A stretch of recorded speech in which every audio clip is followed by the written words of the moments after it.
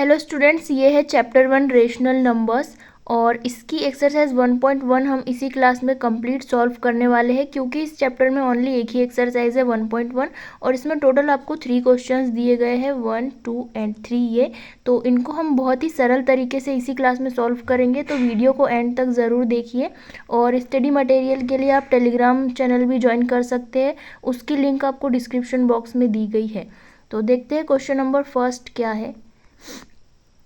ये है question number first.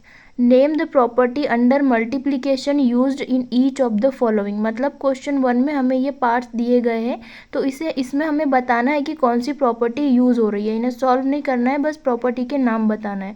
तो देखिए यहाँ पर क्या दिया हुआ है। First -4/5 multiply 1 is equal to 1 into -4/5।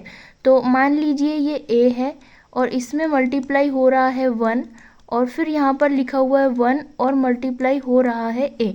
तो किसी भी नंबर को 1 से मल्टीप्लाई करें या 1 से किसी भी नंबर को मल्टीप्लाई करें तो नंबर्स में कोई भी चेंज नहीं आता, नंबर एज इट इज़ रहता है। इस प्रॉपर्टी का नाम हमें बताना है। तो इस प्रॉपर्टी का नाम है मल्टीप्लिकेटिव आइडेंटिटी ऑफ 1। तो यहाँ पर लिख देंगे मल्टीप्लिकेटिव आइडेंटिटी ऑफ 1। उसके बाद सेकेंड पार्ट गिवन है -13/17 into -2/5 is equal to -2/5 into -13/17। तो इसे भी हम ऐसे ही करेंगे, इसे ए मान लेंगे, ए मल्टीप्लाई और ये इसे मान लेंगे बी और इक्वल में फिर से क्या दिया हुआ है, बी पहले लिखा हुआ है और बाद में लिखा हुआ है ए। तो यहाँ पर क्या समझ में आ रहा है, किसी भी एक नंबर को दूसरे नंबर से मल्टीप्लाई करे या उस दूसरे नंबर में इस पहले नंबर का मल्टीप्लाई करे तो क्या कोई चेंज होता है, नहीं होता है। देखिए जैसे मैंने यहाँ पर लिख दिया है 3 इंटू 2, या तो फिर मैं इसे ऐसे लिख दूँ 2 इंटू 3, सेम आंसर आएगा। यहाँ पर भी 3 2 जा 6 आएगा, यहाँ पर भी 3 2 जा 6 आएगा, तो कोई भी चेंज नहीं आता है। तो इससे हम इस आइडेंटिटी को हम क्या कहते हैं, कॉम्यूटेटिव प्रॉपर्टी। तो उसका नाम यहाँ पर लिख देंगे कॉम्यूटेटिव प्रॉपर्टी। तो आई होप आपको समझ में आ गया होगा। यहाँ पर भी एग्जांपल ले लीजिए, मैं यहाँ पर 3 का 1 में मल्टीप्लाई करूँ या 1 का 3 में मल्टीप्लाई करूँ तो क्या होगा, आंसर सेम आएगा, 3 ही आएगा। तो इसलिए ये इस आइडेंटिटी को क्या कहते हैं, मल्टीप्लिकेटिव आइडेंटिटी ऑफ 1। तो आई होप आपको समझ में आ गया होगा। अब इस क्वेश्चन का थर्ड पार्ट भी दिया हुआ है हमें।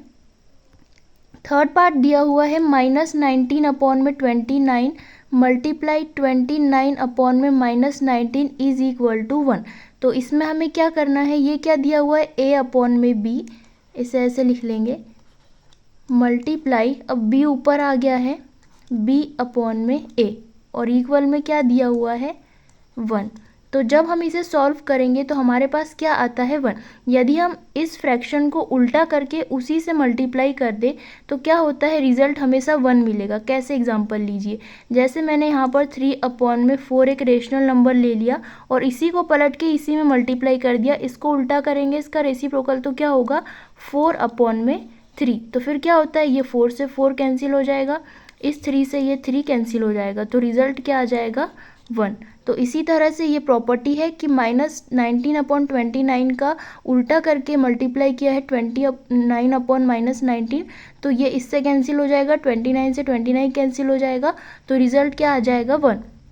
तो इस प्रॉपर्टी को हम क्या बोलते हैं, मल्टीप्लिकेटिव इन्वर्स प्रॉपर्टी। ठीक है, यहाँ पर क्या होता है, इन्वर्स, इसका उल्टा हो जाता है, तो इसका क्या नाम है, मल्टीप्लिकेटिव इन्वर्स प्रॉपर्टी। तो आई होप आपको क्वेश्चन नंबर 1 के तीनों पार्ट समझ में आ गए होंगे और इस तरह से सिंपली बस इन प्रॉपर्टीज़ के नाम लिखना था। तो अब हम मूव करते हैं क्वेश्चन नंबर 2 की ओर।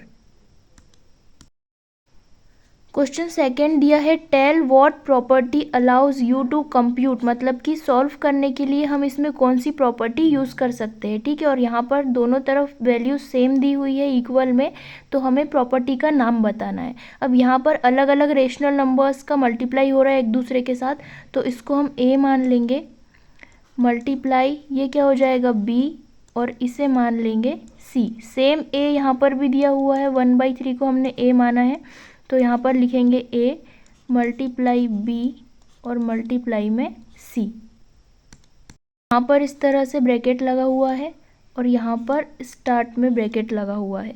तो अब ए बी और सी का मल्टीप्लाई करके उसमें ए से मल्टीप्लाई करें या ए और बी का मल्टीप्लाई करके उसमें सी से मल्टीप्लाई करेंगे तो रिज़ल्ट हमारा सेम ही आएगा। इस एग्जांपल से समझिए, अगर मैंने यहाँ पर लिखा है 2 × 3 × 4 और यहाँ पर ऐसे लिखा हुआ है 2 × 3 × 4, अब यहाँ पर ऐसा ब्रैकेट लगा हुआ है और यहाँ पर इस तरह से ब्रैकेट लगा हुआ है, तो 3 4 जा कितना होता है 2 × 12, ठीक है। और यहाँ पर क्या हो जाएगा 2 3 जा 6 और फिर यहाँ पर क्या है मल्टीप्लाई में 4, तो 12 2 जा कितना होता है 24 और यहाँ पर क्या होता है 6 4 जा भी 24। तो इससे भी रिज़ल्ट में कोई चेंज नहीं आता है, या तो हम बी और सी का मल्टीप्लाई करके उसमें ए से मल्टीप्लाई करें या ए और बी का पहले मल्टीप्लाई करके उसमें सी से मल्टीप्लाई करें, तो रिज़ल्ट हमारा हमेशा सेम ही आता है। तो इस प्रॉपर्टी का हमें नाम बताना है, तो इस प्रॉपर्टी का नाम है एसोसिएटिव प्रॉपर्टी ऑफ मल्टीप्लिकेशन। तो यहाँ आंसर में लिख देंगे associative property of multiplication. Question number 3 दिया है the product of 2 rational numbers is always a, मतलब कि ये डैश ब्लैंक है ना, तो हमें ये जो ब्लैंक है इसमें फिल करना है आंसर कि 2 रेशनल नंबर का प्रोडक्ट मतलब क्या होता है मल्टीप्लाई। तो जब हम 2 रेशनल नंबर्स को मल्टीप्लाई करेंगे तो क्या हमेशा रेशनल नंबर्स को मल्टीप्लाई करने के बाद कौन सा नंबर्स आएगा, रेशनल आएगा इरेशनल आएगा, कौन सा नंबर आएगा, तो हमें वो लिखना है। तो 2 रेशनल नंबर का प्रोडक्ट ले लीजिए। रेशनल नंबर क्या होते हैं जिन्हें हम p/q के रूप में लिख सकते हैं और जहाँ पे q 0 के इक्वल नहीं होना चाहिए, ये हमने पढ़ा है, ठीक है। तो p/q के रूप में किसे लिख सकते हैं, जैसे ये भी हमारा रेशनल नंबर है क्योंकि इसके डिनोमिनेटर में कुछ नहीं है, मन से मन लगा सकते हैं। ये हो गया हमारा रेशनल नंबर, ये हो गया 2/2, ये भी रेशनल नंबर हो गया, ये 3/4 ये रेशनल नंबर हो गया, है ना। जिन्हें भी p/q के फॉर्म में लिख सकते हैं ये सारे हमारे रेशनल नंबर है। तो इन दोनों का मल्टीप्लाई करने पर कौन सा नंबर आता है वो हमें बताना है। तो ये 2 रेशनल नंबर ले लीजिए 3/2 और मल्टीप्लाई में 4/3, तो 4 3 जा कितना होता है 12 अपॉन में 2 3 जा कितना होता है 6। तो क्या ये p/q की फॉर्म में लिखा है, बिल्कुल लिखा है। तो क्या ये हमारा रेशनल नंबर है, हाँ।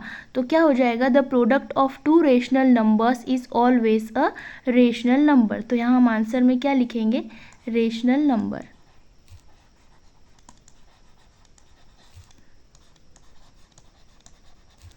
तो आई होप आपको इस एक्सरसाइज के तीनों क्वेश्चन इजीली समझ में आ गए होंगे। तो प्लीज़ वीडियो को लाइक करें और अपने क्लासमेट्स के साथ शेयर करें, और इन स्टडी मटेरियल के लिए आप टेलीग्राम चैनल भी ज्वाइन कर सकते हैं, लिंक आपको डिस्क्रिप्शन बॉक्स में दी गई है। और इसके बाद हम चैप्टर 2 सॉल्व करेंगे। तो मिलते हैं नेक्स्ट क्लास में एक्सरसाइज 2.1 के साथ। Thank you so much for watching.